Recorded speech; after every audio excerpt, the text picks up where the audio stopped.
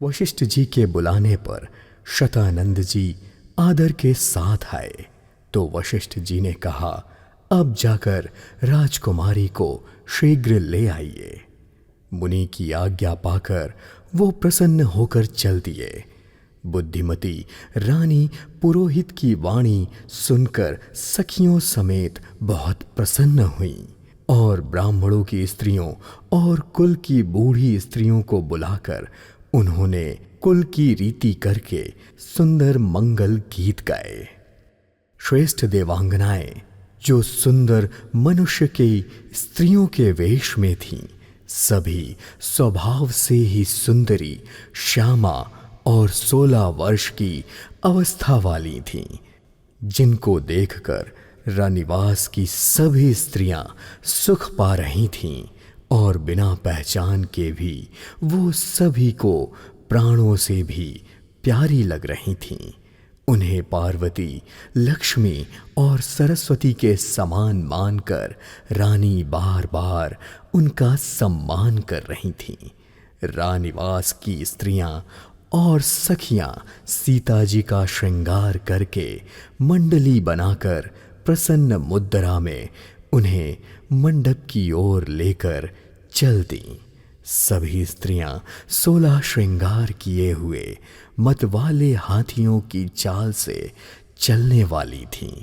उनके मनोहर गान को सुनकर मुनि ध्यान छोड़ रहे थे और काम देवता की कोयलें भी लजा रही थीं। सीता जी स्त्रियों के समूह में इस प्रकार शोभा पा रही थीं जैसे उस समूह के बीच परम मनोहर शोभा स्वयं ही स्त्री रूप में सुशोभित हो।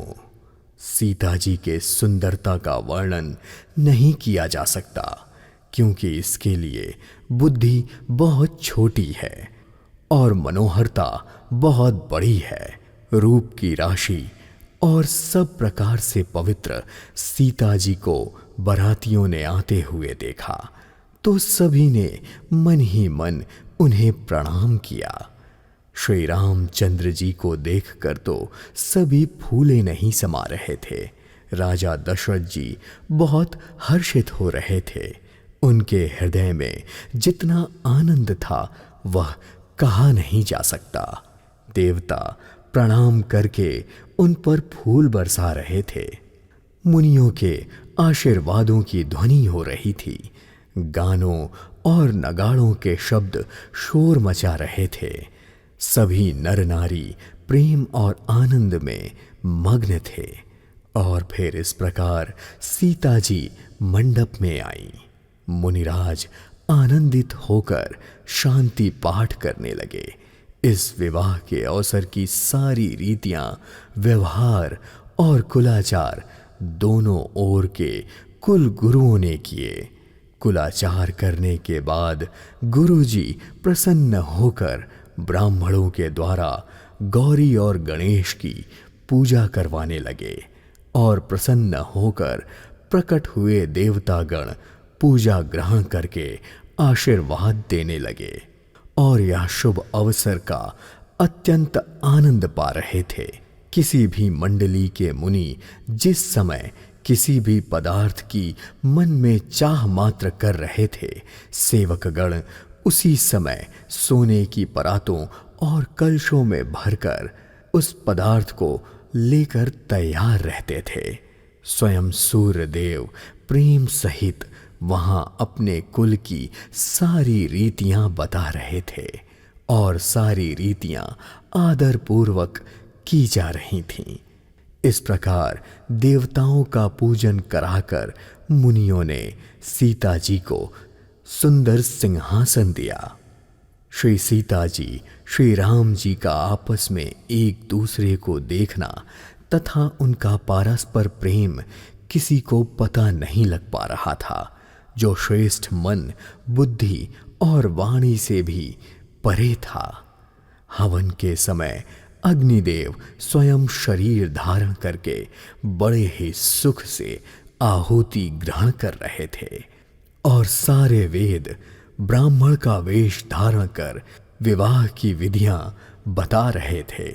जनक जी की पटरानी की पुत्री सीता जी का बखान तो हो ही कैसे सकता है, क्योंकि विधाता ने स्वयं सुयश, सुकुत, सुख और सुंदरता सबको बटोरकर पहले उन्हें संवारा, फिर तैयार किया। उचित समय जानकर श्रेष्ठ मुनियों ने उनको बुलाया। यह सुनते ही सुहागिन स्त्रियां उन्हें आदर पूर्वक ले आईं। सुनैना जी जानकी जी के साथ बहुत शोभित हो रही थीं।